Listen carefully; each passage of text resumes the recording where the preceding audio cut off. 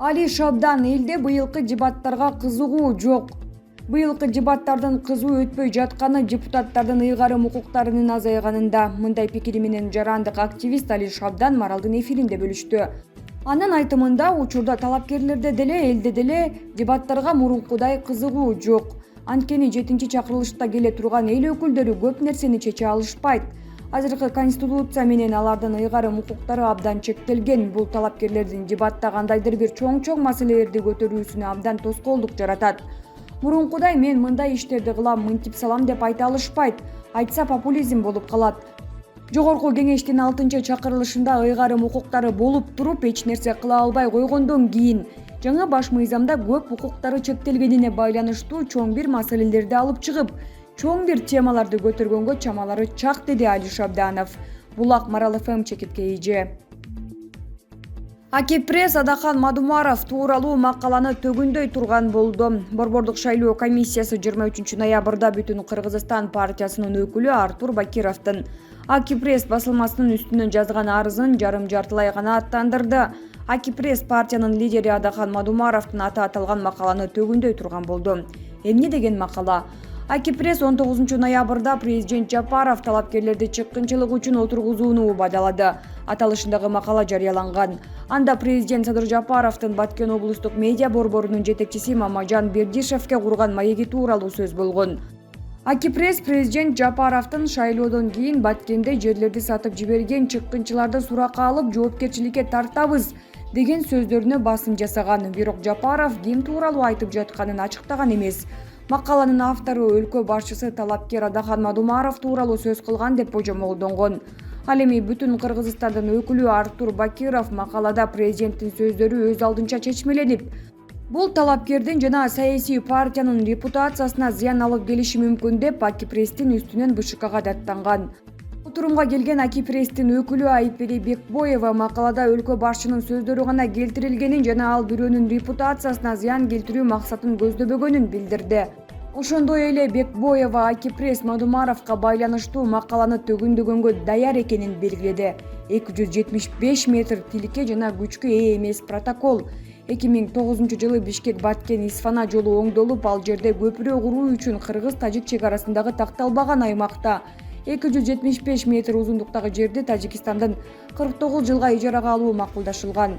Бул протоколго ошол кездеги Коопсуздук кеңешинин катчысы Адахан Мадумаров кол койгон. Бирок жогорку кеңеш аталган протоколду ратификациялоодон баш тарткан.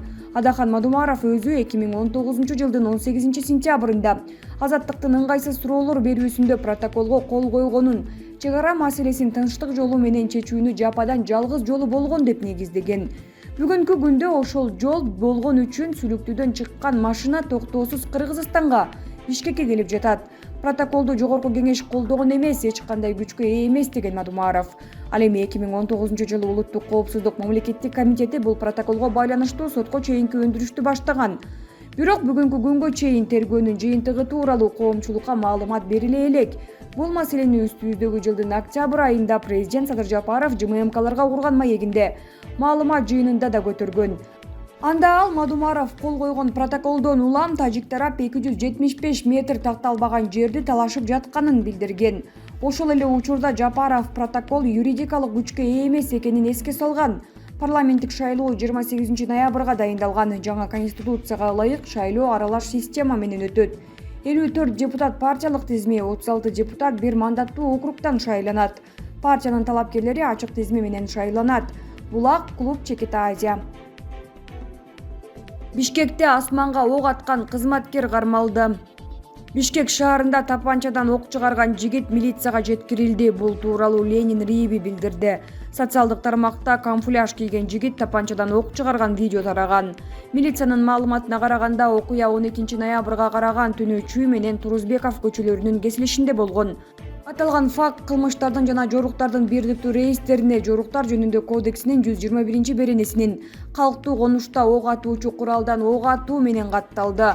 Милиция кызматкерлери видеодогу жигитти 24-ноябрда Риевке алып барышты. Видеодогу жигит 2002-жылы туулган РБ экени белгилүү болду.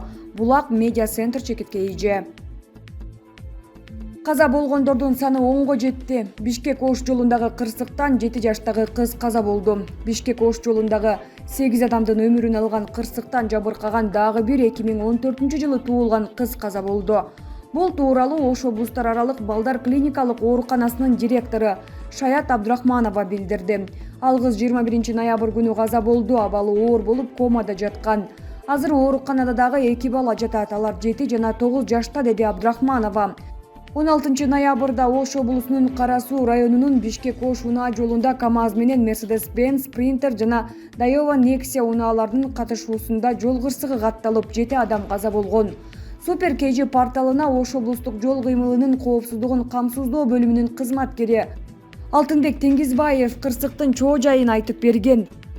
Анда алдын ала маалыматтарга караганда жүргүнчү ташыган спринтер унаасы жол эрежесин одоно бузуп, карама каршы тилкеге чыгып айдагандан улам жол кырсыгы келип чыкканы айтылган. Кырсыктан каза болгондордун арасында кош бойлуу келин бар болгону, аты жөнү такталбай жатканын Өзгөчө кырдаалдар министрлигинин басма сөз кызматынан билдиришкен. 17 ноябрда ооруканада 15 жаштагы кыз каза болгонун Саламаттыкты сактоо министрлигинин басма сөз кызматынан билдиришкен. 23 ноябрда 25 жаштагы бала да каза болгону маалымдалган. Булак супер чекиткейже. Митингге чыккандар Шайылдабекованын отставкасын талап кылышты. 24 ноябрда Бишкек шаарындагы Борбордук шайлоо комиссиясынын имаратынын алдында нааразычылык акциясы өтүп жатат. Тынчтык митингге камактагы саясатчы Равшан Жээнбековдун тарапташтары чыгышкан. Алар колдоруна таза шайлоо жок, Шайылдабекова кетсин деген жазууларды кармап турушту.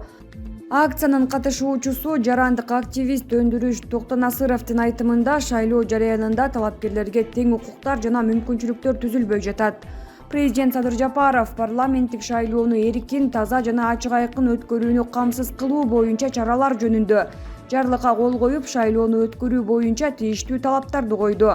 Анда бардык талапкерлерге бирдей шарт түзүү, БШК жана бардык укук коргоо органдарына шайлоонун мыйзамдарына көзөмөл жүргүзүү тапшырылган. Бирок талапкерлерге тең укуктар менен мүмкүнчүлүктөр түзүлбөй жатпайбы, деди ал. Кошумчалай кетсек, жогорку кеңешке шайлоо 28 ноябрда өтөт. 27 октябрда талапкер болуп катталган Жээнбеков бирок үгүт жүргүзүү үчүн абактан бошотулган эмес. Булак Говори Чекит ТВ. Борбор Азияда кыш караңгы ызгаар күч болот. Борбор Азия өлкөлөрү, анын ичинде Кыргызстан, оор энергетикалык кризистин алдында турганы айтылууда. Анын алгачкы белгилери азыртан байкалып, электр энергиясы үзгүлтүк менен берилип, аны керектөөгө чектөөлөр коюлганын, бул чөлкөмдөгү энергетика тармактары түз же кыйыр ырастап жатат. Ал ортодо үнөмдөө зарылдыгы эскертиле баштады. Буга керектөө өсүп, бирок жетиштүү электр энергиясы иштелип чыкпаганы себеп болгон. Ал эми газдын, күйүүчү майдын кымбатташы көмүрдүн баасын көтөрүп, бийликтин кышка даярдыгы оор сыноого дуушар болду. Борбор Азиядагы энергетикалык кризис чөлкөмдө ири суу энергетикалык ресурска ээ Кыргызстанда өзгөчө байкалды. Суу башында турган Кыргызстан күздө, кышта сууну топтоп сугат мезгилинде кошуна өлкөлөргө кое берүү үчүн кышында электр энергиясын алууну Өзбекстан, Казакстан жана Түркмөнстан менен макулдашып келген. Бирок азыр алардын өзүндө таңкыстык пайда болду. Кыргызстанга электр энергиясын берүүдө көйгөй бар экени кабарланды.